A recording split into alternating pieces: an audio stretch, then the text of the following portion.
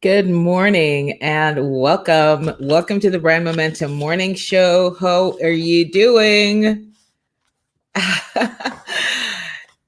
For those of you who don't know me, my name is Faith James. I am the CEO and founder of the Personal Branding Consultancy, and this is our morning show where we do daily doses of vitamin I. We select a book of the month, and this month we are reading from What You Think of Me is None of My Business, and we are in chapter 6, and we're talking about going beyond your comfort zone. And this is such a key reading because comfort zone really is the danger zone. Comfort zone is where people go to just, recede, die. Nothing good happens in the comfort zone. If you think about universal law is about more life. More life means forward momentum, expansion, growth. When you're in your comfort zone, you are really in a place of stagnation. And if you've ever been had the unfortunate opportunity to step into stagnant water, it doesn't smell good. It's not a good place to be. So just remember that when you think comfort, oh, I feel comfortable, this is easy and I just don't want to do too much, you're literally setting yourself up. Like you've heard the saying, where you put a cow out to pasture, they're not really productive, they're not a part of the growth of the establishment, you're just out to pasture. There's nothing good happening in the comfort zone. If you can get into a space of every day I want to do something that challenges me, something that pushes me just a bit. And it doesn't have to be huge, massive quantum leaps every single day, but that you're challenging yourself, you're getting closer to the edge, and you're willing to look down. Because what are you about to do? You're about to jump. You're about to take a big leap, a small leap into some next area of your life, whether it's personal or business, and that you're willing to take the risk because you understand that everything that you are desirous of, everything that you are wanting is on the other side of what you fear. If you're having resistance, you're having challenges about a particular thing, that's the next area of growth for you. If you've been resisting something, somewhat, that's your next area of growth. That's the indication that that's where you need to go next. So you're never really confused. You're never really lost. Just get into noticing what's your pattern. What are you tending to do more of? Are you tending to keep quiet and be receding, or are you always sort of leaning forward? So I'm so excited to get into this with you. Let me say good morning to the Momentum crew. Good morning, Stelita. Good morning, gorgeous. How are you? Good morning, Karen. How are you, lovely? Good morning, Sharon. So excited to see everyone here. And those of you who are going to be watching on the replay, just go ahead and do #replay and I will come back and answer any questions. So let's get into it because I get to get off a little bit before 11. I have one of my platinum clients who's launching her brand new show today and I get to go support her. Okay, so risk is a necessary element in your self-development. Risk is a necessary element in your self-development. So if you're on a path to self-development, personal growth, personal development, the element of risk is necessary. A lot of times we try to avoid it. We want to know with certainty that this thing that I'm about to do is going to work. It doesn't work that way. You've got to be willing to take the risk. Think about anybody who's been a pioneer, discovered land. They had to go forth with the risk of not knowing if they were going to be able to develop this land, if they were going to find, right? When Christopher Columbus set out to discover America, there was no guarantee. There was no contract that says, yes, this is exactly what's going to happen. The desire to advance, the desire for growth was greater than the fear. Absolutely. Good morning, gorgeous. How are you, beautiful Jacqueline Langyandi? Yes, we get to trust the process. We get to trust the process. And if you are anchored, hooked into God, creator of the universe, you will go forth with a peace that passes all understanding because you already trust and believe that God has got your back and that he did not take you this far to drop you off in the swamp, to drop you off in the desert and say, deuces. It's not going to happen that way. Good morning, beautiful Karen. How are you? So risk is a necessary underline in your mind. It's necessary. It's not maybe it might happen or it could happen. It is necessary in your self-development. It's absolutely necessary if you are to realize your God-given potential. In fact, your willingness to take risk is a measure of your willingness to live life to its fullest. The dictionary defines risk as the chance of injury, damage, or loss, the chance of failure of your expectations. What the dictionary doesn't say behind each of those chances is the opportunity to learn and gain the fulfillment of your desires. When you think of risk, you often feel threatened or fearful. Fear and risk seem to go together, like ham and cheese or peaches and cream, a sort of natural pairing, it would seem. Actually, as we shall see, risk can be a way of overcoming fear. The bottom line is, if you are going to have any fruitful activity in your life at all, you must be willing to risk. We avoid risk for 4 reasons. 1, first, we fear that we will get what we think we want, only to discover that we didn't want it at all. Second, we fear failure and believe failure so painful we won't even try. Third, we fear we will lose what we already have, right? People spend a lot of energy trying to keep what they have and avoid what they fear. And fourth, we fear we will be successful and that we will not be able to handle our success.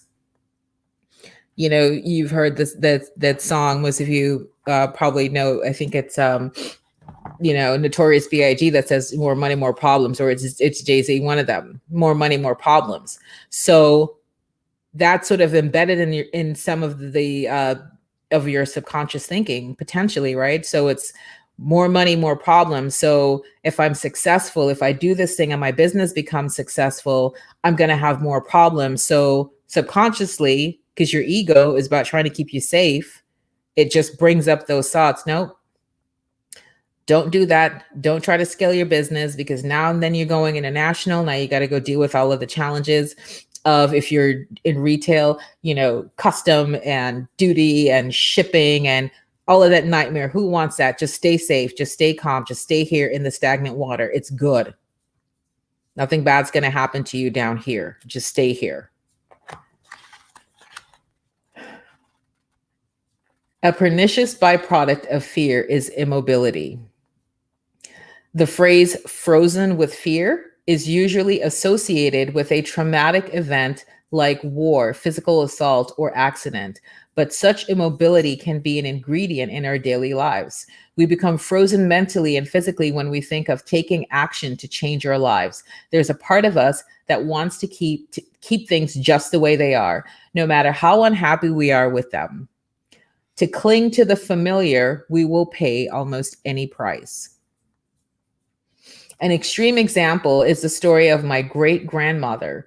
A story my great-grandmother used to tell of a woman whose husband beat her regularly. When asked why she didn't leave the man, the woman replied, "I can't leave. I don't know what I would do out there." This woman was unwilling to risk going out there for fear that it would be worse than where she is.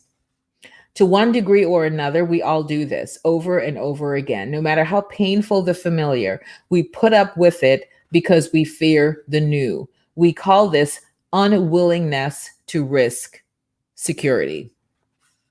To transcend fear, we must be willing to risk. We must be willing to go beyond our comfort zone. The comfort zones differ among us. The comfort zone is essentially the level of our past experiences. It falls somewhere between the lowest and the highest good you can accept for yourself.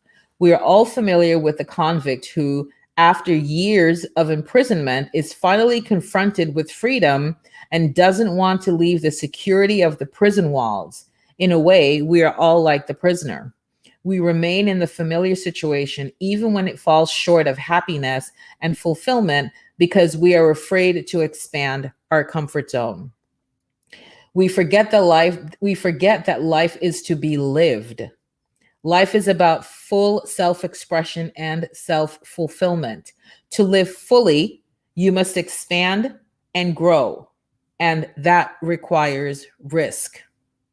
To live fully, you must expand and grow, and that requires risk.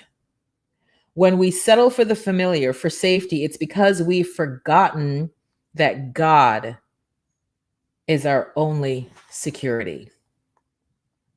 When we don't take risks, we're saying, God, yeah, I know what you said, but I don't believe it. Right? Let me just call it as it is. That's basically what we're saying. That's actually what we're saying.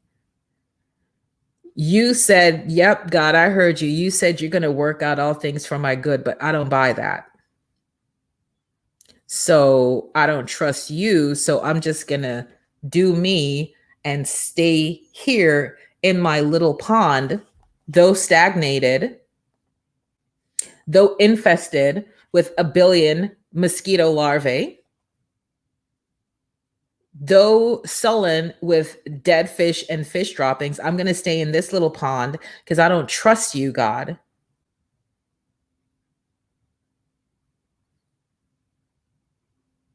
You said I was created just below the angels, but I don't believe you.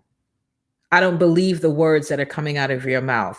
That is what we are saying. I need everybody to get this to what I'm saying to you. When we refuse to take risks, when we coil back, we are literally telling God to his face, I don't trust you. I don't believe the words that are coming out of your mouth. I don't believe the words that you inspired the authors of the Bible to create. I'm not buying none of it because I know what I see with my lying eyes, and I choose to believe that instead. Good morning, Melody. Beautiful to see you, CEO in the house. Live your life now. Tomorrow's not promising. Yesterday is gone. Yes, absolutely. And Karen, I feel you. Yes, this is like divine download. I wasn't even planning on going in this area with this, but this is what we're saying. I need for everybody to get this. When you're like, I'm just going to take the safe route, I'm not going to do this. We don't trust God. We can give lip service and say, oh, hallelujah, praise the name of the Lord, my great protector and the lifter of my head. But our actions belie that. Because we trust the car GPS more than we trust God Almighty, the creator of the universe. Wow. Let that sink in. Good morning, beautiful Amber. Yes. Create what you want now. And who are you creating with? We're creating with God. How do we create with God? It says, impress, delight yourself in the Lord. He will give you the desires of your heart. The blueprint is there. It's an open book test. He's already given us the answers. But we don't believe.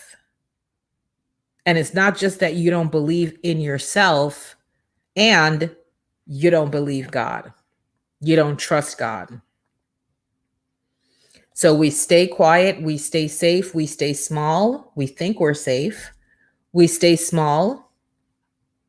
When Moses tried to play small and tell God, oh, yeah, no, that talking to the Pharaoh thing's not going to work for me because you know that Pharaoh, he's like the biggest influencer in Egypt. He's the biggest celebrity. I can't go do a collaboration with him. I can't talk to him about anything. And what did God ask Moses? Who made your tongue? He didn't ask him, what's your tongue for? Isn't your tongue made for speaking? He went to the source. He said, who made your tongue? And you have the audacity, Moses, the unmitigated gall, Moses, to look at me and tell me you can't talk to the Pharaoh? Who made your tongue?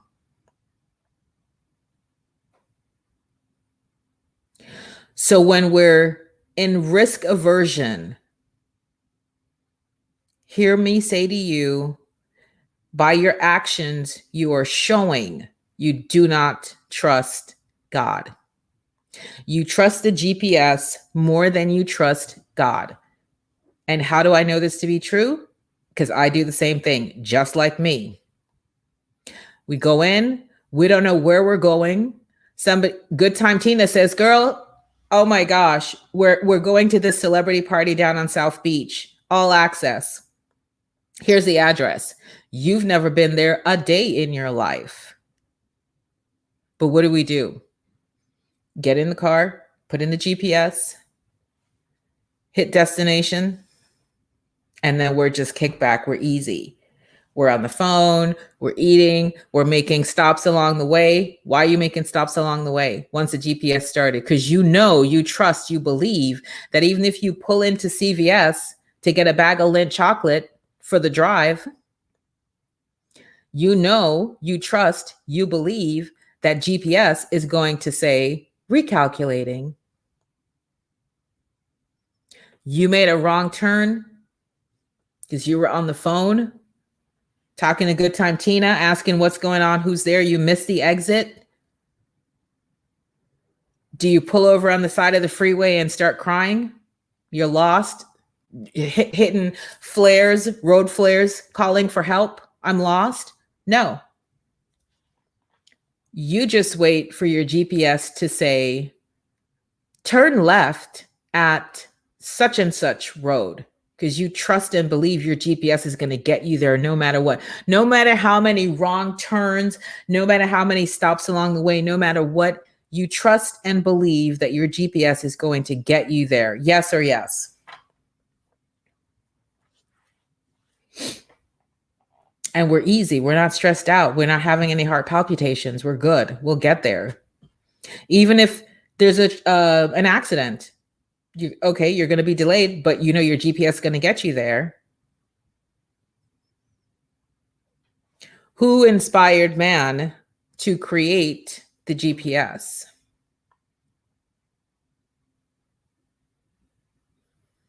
So we get to check in with ourselves. We get to check in and really think, what am I believing?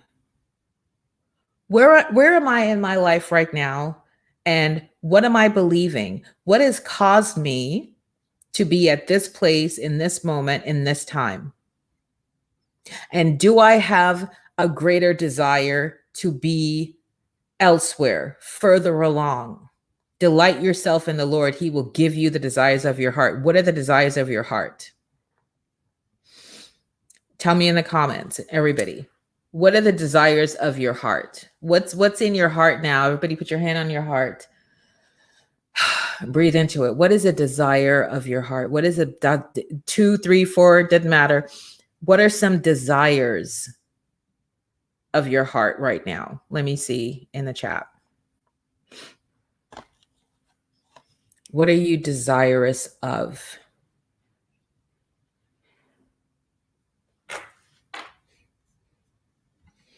Exactly. I mean, way greater than a GPS. And that's a great introspective question. So why am I not trusting him more? The same ease, relaxation, Think about how you are. Think about your way of being when you're driving and the GPS is taking you to a place. You're not relying on you. You are like, you're like, GPS, take the wheel. That is exactly what we do. And we're not stressed out. We're not phoning a friend saying, girl, I'm lost. I don't know what's going to happen to me. Can you send? We're easy breezy. We're relaxed. But when it comes to trusting God, we're wrought up, we're worrying, we're in the, oh my gosh, I'm not so sure about this. What's going to happen? You know, I think I kind of made the wrong move. I made the wrong decision. I shouldn't have signed up for that program. I shouldn't have worked with that person. I shouldn't have collaborated with that other. We're all running amok. Okay, Jacqueline's desire, build affordable homes for single parents and their children. That is a deep desire of Jacqueline's heart. We've talked about this since the beginning, since she was in the Platinum program. That is a core desire of her heart. How about for the rest of you? Yes, and living your life's desire, Life Academy Online. What about for the rest of you? Are you able to tap into what you're desirous of? A wholeness facility in Port St. Lucie that reaches the community and beyond. What else? Who else?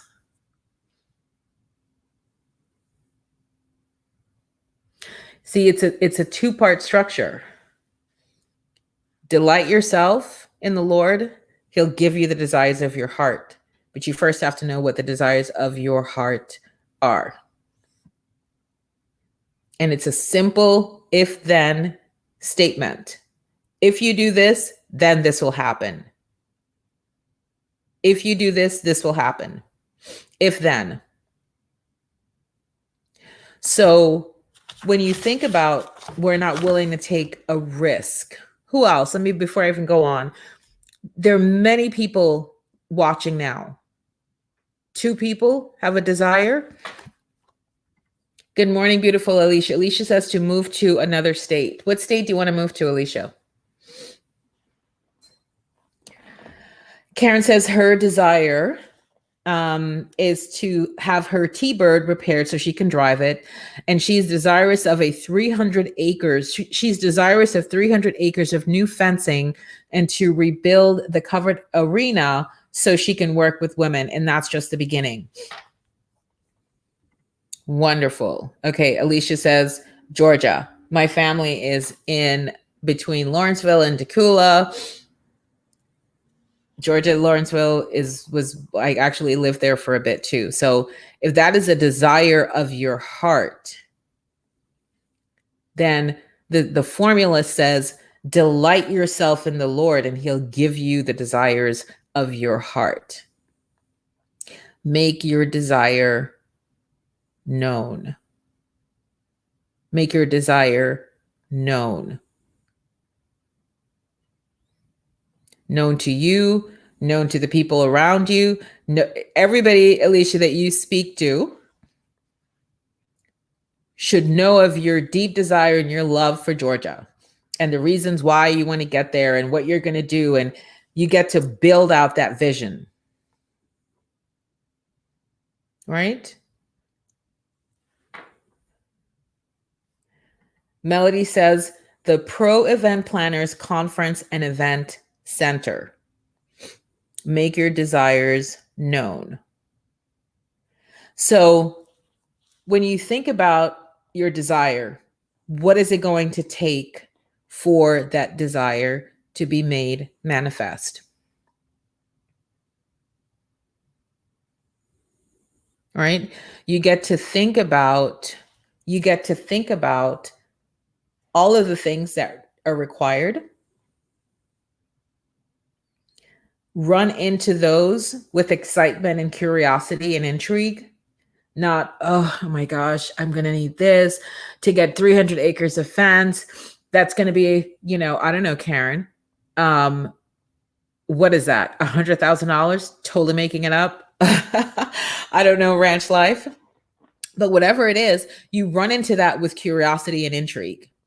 Ooh, that would be fun. to get the 300 acres of fencing. Let me see, what type of fence do I want? And just start planning it, building it in your mind. Remember, it first starts in your mind, right? Everything's created twice. As Bob Proctor says. If you can see it in your mind, you can hold it in your hand. And then you're going to delight yourself in the Lord. How do you delight yourself in the Lord? Do you delight yourself in the Lord by calling him a liar? Telling him he's untrustworthy? His word is no good. His word is not his bond? Do we think that that's... And even if you're not saying it, here's the thing. Actions speak louder than words. Right? We know this. We can give lip service to anything we want. But let me see your actions. What are you up to in the world? What are you doing? What are you causing with these desires? Let me see. And how are you giving God thanks in advance that it's done?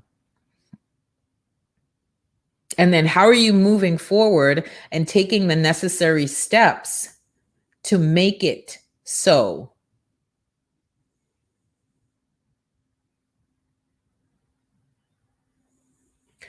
We have to understand that the people on earth are God's hands and feet.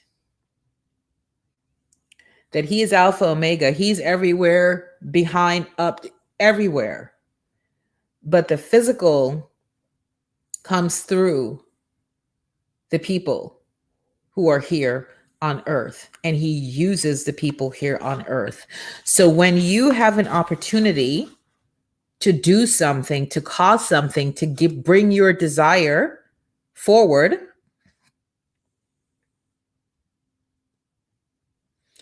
you get to understand that that's part of the plan. My ways are not your ways, and my thoughts are not your thoughts, says God.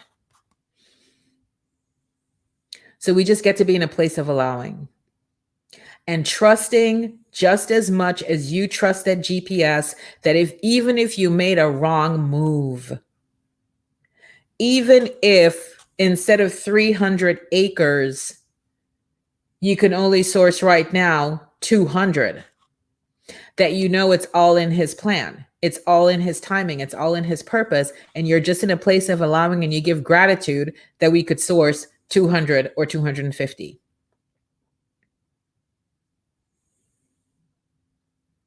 That if we trust, it's going to work out. And even if I don't see it working out the way I thought, when you remember, well, your ways are not his ways in the first place. So what are you confused and befuddled about? You act like your way was the good way. You act like your way was his way. So now you're mad because your way didn't happen, but he never said your way was the way. He already told you your ways are not my ways. So you were thinking, oh, I'm going to get to 300 right away.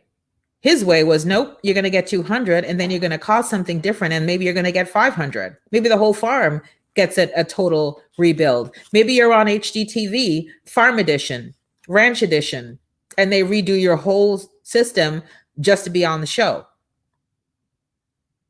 Recalculating, that could be happening.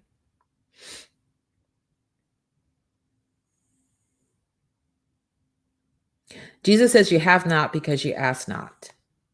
So Karen, what if, like literally what I just said, you reached out to Home and Garden, they have all kinds of shows, and just say, hey, I have, how big is your ranch, Karen? Let's just say I have a 500 acre ranch, combination this, and this. What needs to happen for me to be a part of the show? I want to create a show. I want to create a pilot, whatever, horse life on the ranch. What would happen? Only two things can happen. They either say yes or they say no.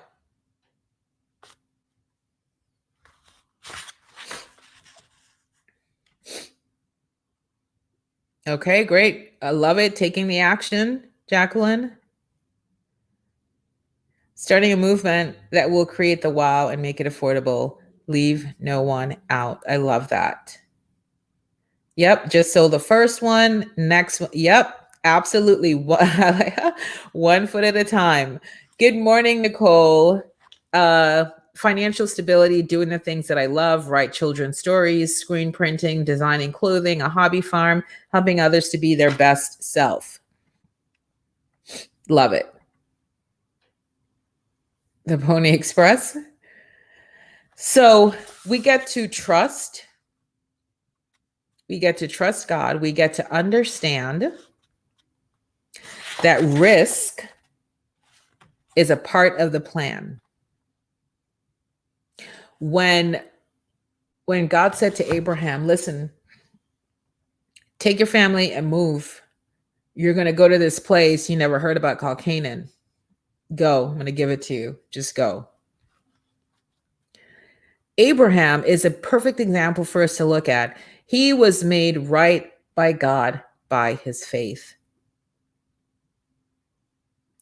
Okay, God, you said move, take the whole family, the herd, the cattle, the donkey, the sheep, everybody, and just go. We don't know nothing about no Canaan. Just go. Okay. Because he trusted, and he demonstrated that trust and proved that trust by his actions.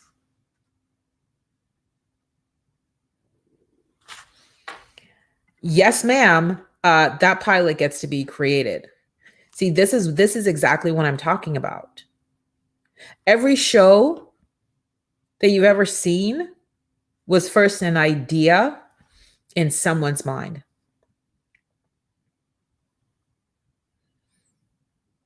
And you don't know what God is up to and what he's causing. And this is how we get ourselves just wrought up in problems, because we think we know, we act like we know. No, it's supposed to be happening this way. This is supposed to be it's good to plan, but you plan, right? Knowing and saying what? This is the desire of my heart. This is what, but God, your will be done. When you can say that with an open heart and a trusting, believing heart, you're in the best place you could ever be. So yes, ma'am, that gets to be done.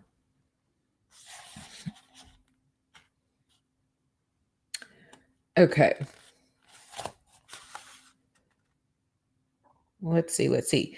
Yeah, we forget that life is to be lived.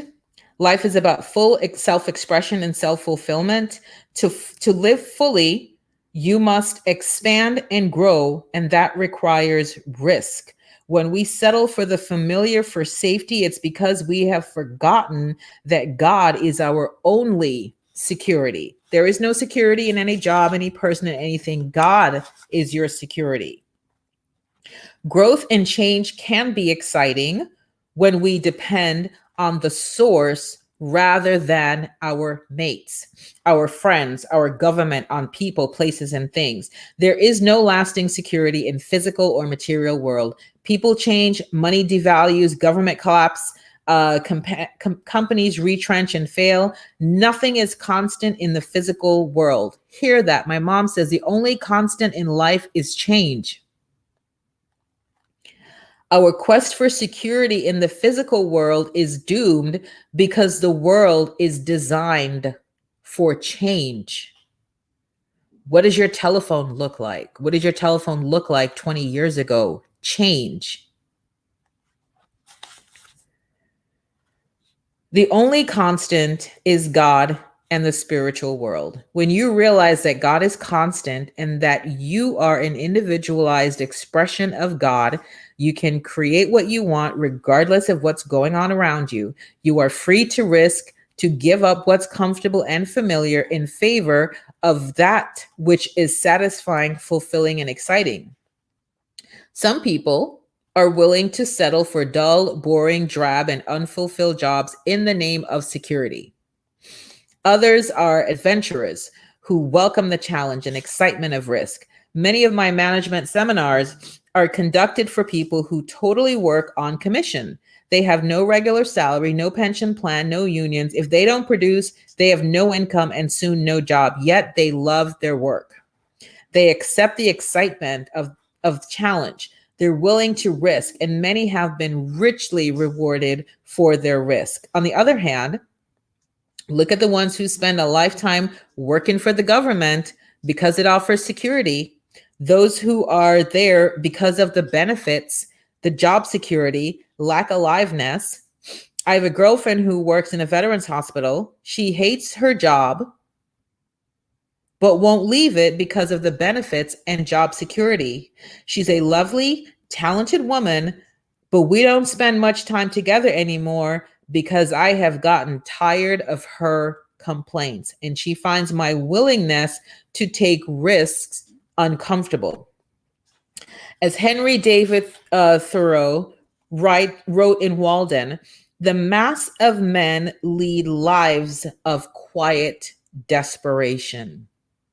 This describes a tragically large number of people. These are the people who have given up on life, right? And I say you're in the comfort zone, you've basically gone to die. Immobilized by fear, they are suffering death in small doses. Each one fails to recognize that action cures fear. You must be willing to confront your fears and go through them, or they will continue to run your life. What are you afraid of right now, Momentum Crew? What are we afraid of? Let's see in the chat. What are we afraid of right now? What's like something that's giving us resistance, giving us a little agita? What's the fear that's stopping you right now? Let's see it. Put them in the comments.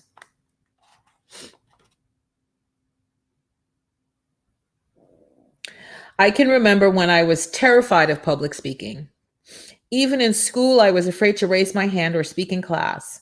Yet today, I earn the major part of my income speaking to large crowds. What's more, I enjoy it. Looking back, I realized I was afraid of people who criticize me and tell me my ideas were no good. I was afraid I was going to lose, but I survived and learned an invaluable lesson. A good way to handle this fear or any other is to do in small increments or small doses. First, I tried speaking to a small familiar groups. And in the beginning, my body literally shook with fear, but I survived and kept speaking. Gradually to larger groups. And gradually, I learned to enjoy the excitement. And as a result, my speaking improved. I've even learned I could survive the loss of approval when I spoke poorly. To learn that was exciting in itself. When we think we have lost or failed, we tend to exaggerate the experience. If we're honest, we realize that we don't fail all of the time, and that in most of those failures, there are positive lessons for growth. Clearly, there are more people who have accepted us than rejected us. My God, we just talking about this in the CEO Bootcamp this morning. There are more people out there looking for the thing that you do, that want to work with you, than there are people out there criticizing you and those who would never hire you. There's 7 billion strong on this planet. But we get so myopically focused on the 20 people in our community who said, yeah, no, I'm not interested in any wellness supplements right now. It's not for me. I'm not into MLM. I make my own healthy smoothie. I don't need any protein supplements. Thank you, Jacqueline. I don't need any of that. Sharon, I don't need your counseling. I have the good book. I don't need that. Melody, yeah, I watch HGTV. I'm good at putting events together. I don't need that. There are more people that need what you have than the few who say, I'm all set. But we focus in on, and we laser in on, and we magnify, and we hold holy the people who said, no, not for me, not right now, not at this time. As if we don't know we're on a planet with 7 billion people. But no, these 5 right here, because I had set in my mind I was going to enroll them, They were going to sign up. They were going to subscribe. They were going to come to my event, these 5 here. And that's it. You've become blinded to your opportunities because you're putting so much focus, emphasis, reverence on these 5 here, as opposed to saying, okay, way maker, way shower, show me the way. Cause a conversation with God to say, okay, if not these 5, then who, God? Show me. Bring my people to me. Well, we get to remember, right? As I said this morning as well, not everybody got on the ark. Try as he might, Noah was not able to convince the rest of the world. The world is about to end, and you need to get on this ark. They thought he was loony, that he was crazy. They continued their drinking, their merriment. They were going to weddings. Life was good. At some point, the ark door had to be closed because God was coming, right? So not everybody gets on your ark. It is okay. Do not drive yourself crazy thinking you're going to put on an event and 10,000 people are going to pay on the minute you open and pay your tickets and line up. And then you convince yourself with your own sort of misinterpretation and fallacy and thinking, oh, well, I'm not taking a risk and doing another event. 10,000 people didn't show up. 10,000 people wasn't supposed to show up because you thought it was your way, but you didn't listen to what God's saying. You know, I tell the story all the time. When I did my first event, it was like 30, 40 people in a country club setting, ballroom, you know, zhuzh, food, videographer. One person bought a thing from me for $297. Do you think I spent thousands of dollars to put on that event? Yes. But because I'm in belief and because I'm in allowing, it's like, okay, God, let your will be done. You have a different plan? Okay. It's feedback. This is what we talk about in the CEO Bootcamp. Feedback is neutral. It doesn't mean anything about you. They didn't come to your wine tasting. Feedback. Next time I'm going to do a pre-survey to find out who my wine enthusiasts are. There's some people who drink wine occasionally. And then there are some people who have a glass of wine with dinner every day, every night, right? There are people who subscribe to wine clubs. There are people who love to right? You go find your people. Don't make the fact that these people didn't come mean, oh, the whole thing gets to be tossed out.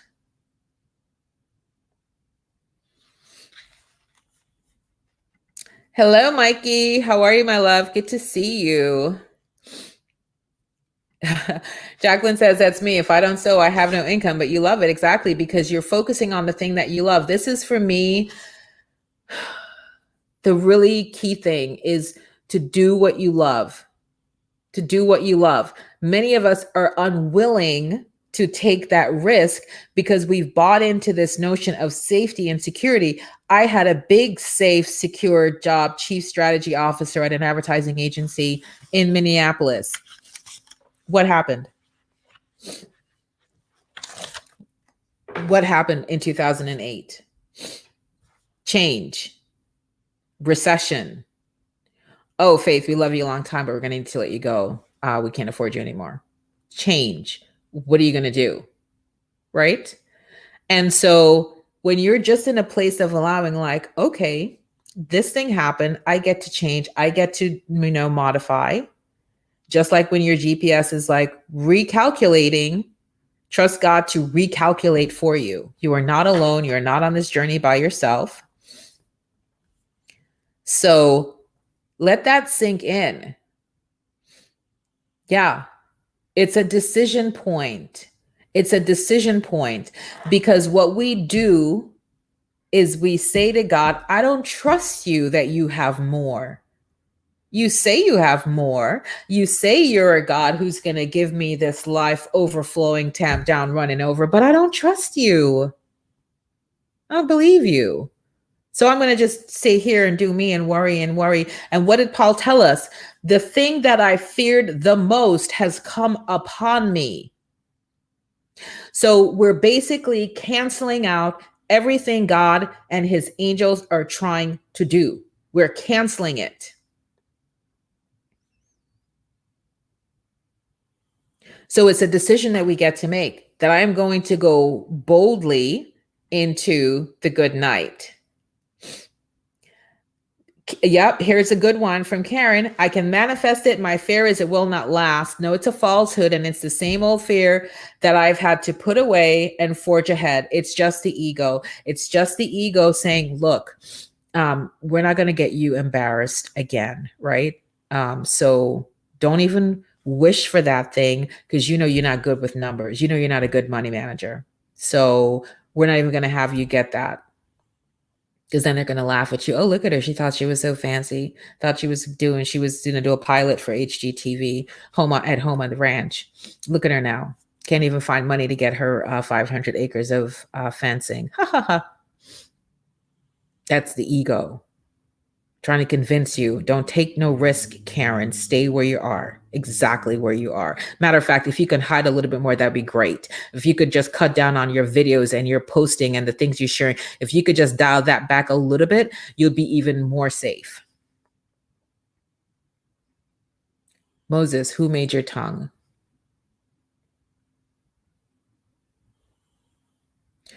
Who made your tongue? Paul says, even when all of the challenges come, he's been whipped, he's been shipwrecked, he's been bitten by a poisonous snake, he's been put in jail, he's been beaten and lashed. None of these things move me. So fear of not holding on to the millions don't move me, because guess what? I'm a child of the Most High God. I am a daughter of Abraham. I can make that million back just like that. Watch me. Double for your trouble. Let's get into Job. Job was, a multi-million billionaire in his day. Satan chose to set upon him and try to prove to God, like, you think he's that good? He's not that good. Right? We all know what happened to Job. Sitting with sores. So aghast, so devastatingly despicable to see and watch. His own wife said, why don't you just curse God and die? Like she had just given up. And in the end, what? Beauty for ashes. Job came up. Listen, you thought he was flossing. You thought he was bawling. You think he was bawling out of control before? After all that, double for your trouble. Do you believe that? Do you believe that? Exactly. They're not your people, and go find them and find the ones who need you. Absolutely. Yes. And the ego's best friend is the imposter syndrome, and the twins that love to come hang out, right? Procrastination and perfection. They'll tell you, oh my gosh, no. You're going to do a pilot? You need to have like the video editors who does Beyonce's videos. Otherwise, it's no good. That's the quality that they like. You're going to waste your money doing that. Don't do that. Procrastination and perfection, those twins that come to just like chitter chatter, don't send that out. You're really going to mail that? Is that the paper you're going to use? Oh, okay.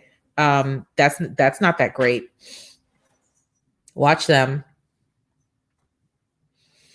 Absolutely. Good morning, beautiful Ellen. It's the ego. Your ego, the only role your ego has is to protect you, to keep you safe. So, Ellen, when you find yourself feeling unworthy, when you find yourself in fear, that's the ego saying, no, I'm going to keep you here, because if you dare to step on that stage like you're somebody special, like you think you're worth it, the people are going to laugh at you. They're going to be like, who is she? Wasn't she just doing work at the retail place? Now she's a coach? Oh, please, child, right? So the ego doesn't want you to go through that embarrassment. So it comes with the lack of self-worth. It comes with the doubt. It comes with the fear. Just stay right in the back. Stay in the back, all the way in the back. Sit down. Don't stand up. Don't raise your hand for nothing. Don't look at anybody in the eye. then nobody can see you, nobody can ridicule you, nobody can call your name and say, oh, look at her, she thought she was so fancy. That's the ego. It's trying to protect you.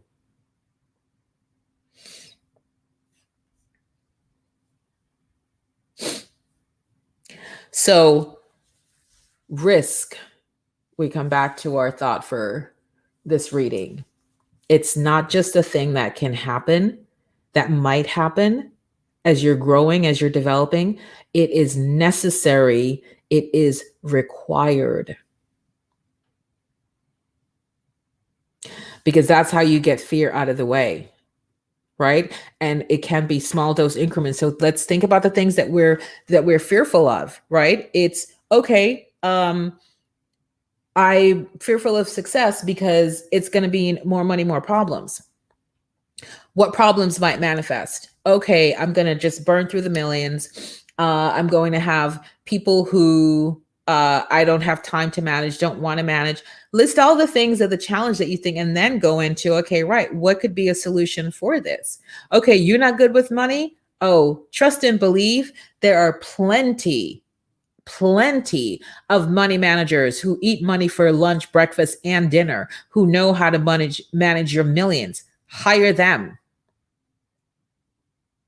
You don't know how to deal with people and to outsource your HR portion of your company. There's a solution for everything.